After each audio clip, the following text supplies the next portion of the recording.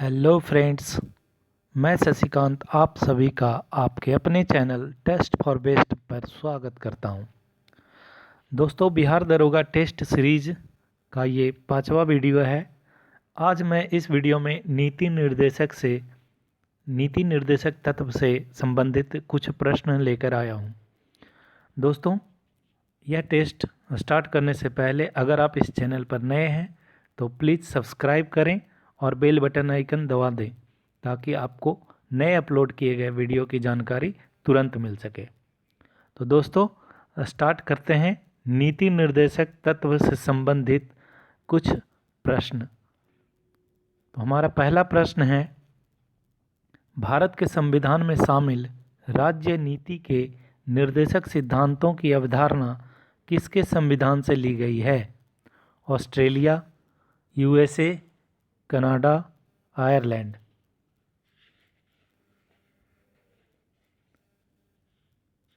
इसका सही उत्तर होगा आयरलैंड। दोस्तों, भारत के संविधान में शामिल अनुच्छेद 36 से लेकर अनुच्छेद 51 तक राज्य नीति के निर्देशक सिद्धांतों की अवधारणा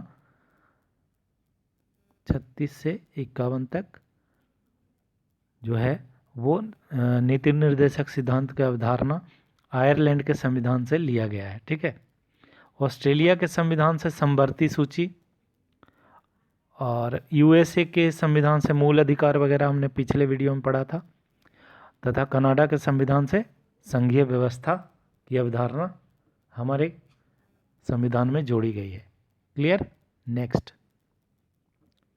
भारतीय संविधान के निम्नलिखित में से किस भाग में सामाजिक एवं आर्थिक लोकतंत्र को सुनिश्चित किया गया है? आपात स्थिति के प्रावधान, केंद्र राज्य संबंध, राज्य नीति के निर्देशक सिद्धांत, इनमें से कोई नहीं।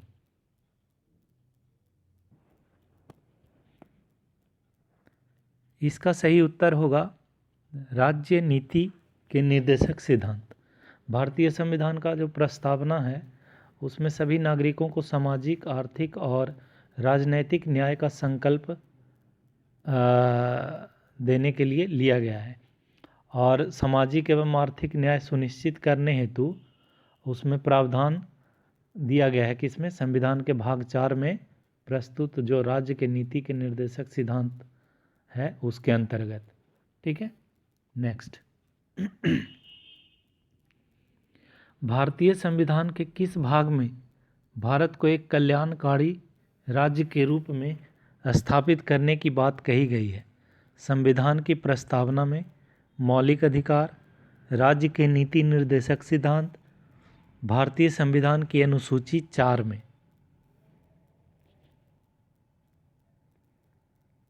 इसका सही उत्तर होगा भारतीय संविधान के अनुसूची 4 में, जो कि आर्टिकल 36 से 51 तक में है।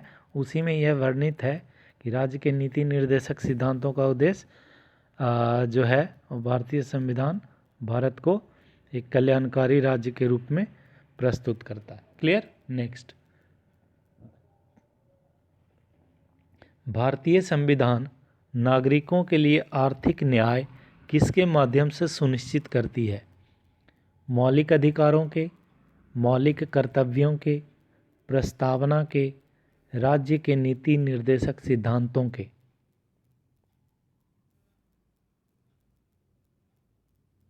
इसका सही उत्तर होगा डी, राज्य के नीति निर्देशक सिद्धांतों के।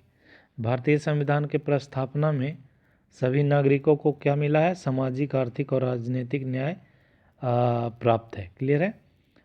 तो भाग 4 में प्रस्तुत राज्य के नीति निर्देशक सिद्धांत इसी के अंतर्गत प्रस्तुत किए गए हैं। क्लियर। नेक्स्ट, यदि सरकार द्वारा राज्य नीति के निर्देशक सिद्धांतों को लागू नहीं किया जाता है तो एक नागरिक के निम्नलिखित में से किसके पास जा सकता है? उच्च न्यायालय, उच्चतम न्यायालय, राष्ट्रीय मानवाधिकार आयोग, इनमें से कोई नहीं।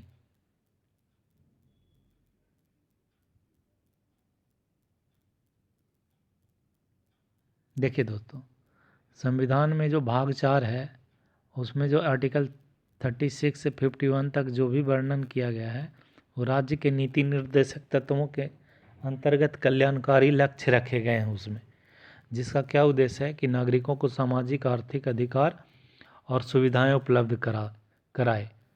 लेकिन ये नागरिकों को कोई ऐसा विधिक अधिकार यानी कानूनी अधिकार उपलब्ध नहीं कराता जिसका उल्लंघन होने पर उपचार कराया जा सके। अर्थात संविधान के भाग 4 में वर्णित जो भी उपबंध न्यायालय द्वारा जो भी उपबंध होंगे वो न्यायालय द्वारा परिवर्तनीय नहीं होंगे। क्लियर? वस्तुतः ये क्या है? संवैधानिक लक्ष्य है जिन्हें राज्य द्वारा पूरा किया गया है। तो इसका जो ऑप्शन होगा कि इनमें से कोई नहीं। क्लियर? नेक्स्ट, संविधान का कौन सा भाग राज्य नीति के निर्देशक सिद्धांतों से संबंधित है? भाग 3, भाग 4, भाग 1, भाग 2।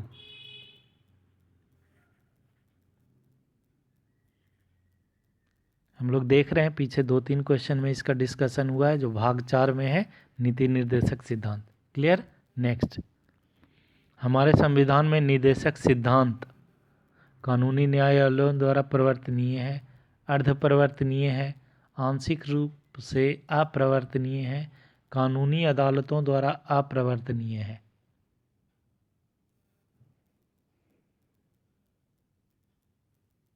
इसका सही उत्तर होगा कानूनी अदालतों द्वारा अप्रवर्तनीय होगा। क्लियर? नेक्स्ट, किस निर्देशक सिद्धांत पर गांधी जी के नैतिक दर्शन का प्रत्यक्ष प्रभाव है? समान काम के लिए समान वेतन, निःशुल्क कानूनी सहायता और सलाह की व्यवस्था, गोवध पर निषेध, ऐतिहासिक महत्व के स्मारकों की रक्षा। इसका सही उत्तर होगा गोवध पर निषेध। क्लियर है? गांधी जी के जो दर्शन हैं उसमें जो निर्देशक सिद्धांत है हमारे संविधान का, देखिए उसमें कहाँ कहाँ उनका जो दर्शन का प्रत्यक्ष प्रभाव मिलता है। तो आपको ग्राम पंचायतों का गठन पे मिलेगा, ग्रामीण उद्योगों को बढ़ावा देने वाला भी उन्हीं के दर्शन से प्रभावित है, मद्यपान निषेध, गोवध पर निषेध तथा कृषि एवं पशुपालन का संगठन। क्लियर?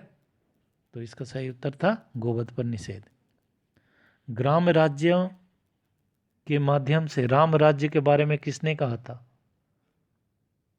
बहुत इजी है, इसका सही उत्तर होगा ए, महात्मा गांधी। ग्राम राज्य के माध्यम से राम राज्य लाने का जो संकल्पना प्रस्तुत किया गया था वो महात्मा गांधी के द्वारा किया गया था। क्लियर? नेक्स्ट, संविधान के किस संशोधन में मौलिक अधिकारों की अपेक्षा राज्य नीति के निर्देशक सिद्धांतों को अधिक महत्वपूर्ण बना दिया गया है? 42, 44, 52, 56। सही उत्तर होगा 42। देखिए 42वां संविधान संशोधन अधिनियम जो था 1976 द्वारा जो आर्टिकल 31 का ग में पुनः संशोधन किया गया और उसके विस्तार को और बढ़ाकर उसके सभी नीति निर्देशक तत्वों को शामिल कर दिया गया। क्लियर? इस प्रकार जो भी था सभी नीति निर्देशक तत्वों को मूल अधिकारों पर क्या किया गया? प्राथमिकता प्रदान की गई है। क्लियर? तो इसका सही उत्तर होगा 42। भारत के राष्ट्रपति को सुरक्षा निर्णय विवेकाधिकार अधिकार के अंतर्गत क्या प्राप्त है? वित्तीय आपातकाल घोषित करना, किसी राज्य में राष्ट्रपति शासन लागू करना, प्रधानमंत्री की नियुक्ति या मुख्य चुनाव आयुक्त की नियुक्ति।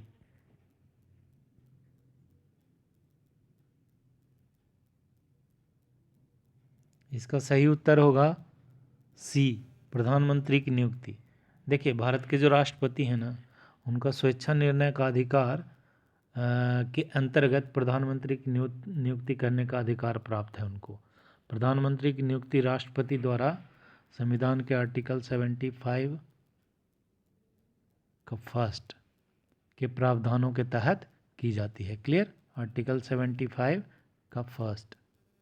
नेक्स्ट, सरकार की राष्ट्रपति प्रणाली के अधीन कार्यकारिणी के सदस्य विधानमंडल के दोनों सदनों से लिए जाते हैं, केवल लोकसभा के होते हैं, विधानमंडल के किसी भी सदन के सदस्य नहीं होते, नियुक्ति के बाद विधानमंडल के सदस्य बनते हैं।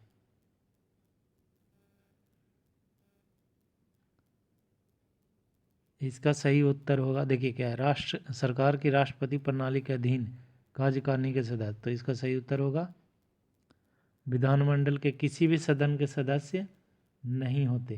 क्लियर, सरकार का जो ये प्रणाली है, राष्ट्रपति प्रणाली के तहत कार्यकारिणी के सदस्य विधानमंडल के किसी भी सदन के सदस्य नहीं होते। यदि राष्ट्रपति अपनी कार्यकारिणी के लिए विधानमंडल के किसी सदस्य का चयन करता है तो उसे अपने विधानमंडल की सदस्यता से इस्तीफा देना पड़ता है। क्लियर है? ओके, नेक्स्ट, भारत के संविधान का कौन सा अनुच्छेद भारत को कल्याणकारी राज्य घोषित करने से संबंधित है? 99, 39, 59, 69।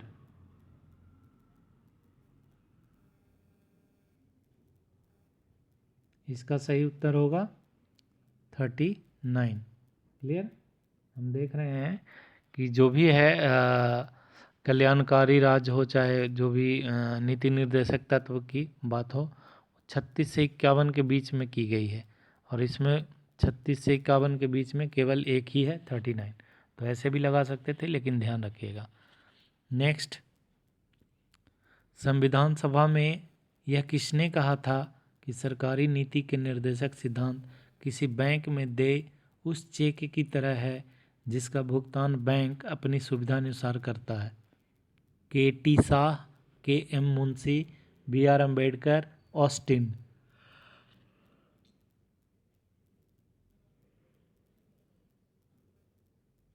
इसका सही उत्तर होगा के.टी. शाह।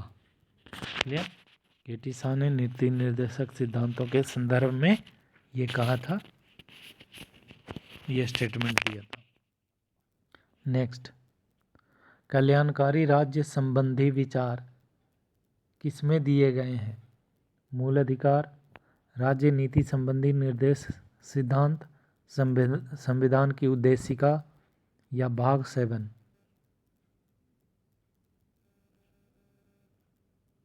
सही उत्तर होगा राज्य नीति संबंधी निर्देश सिद्धांत।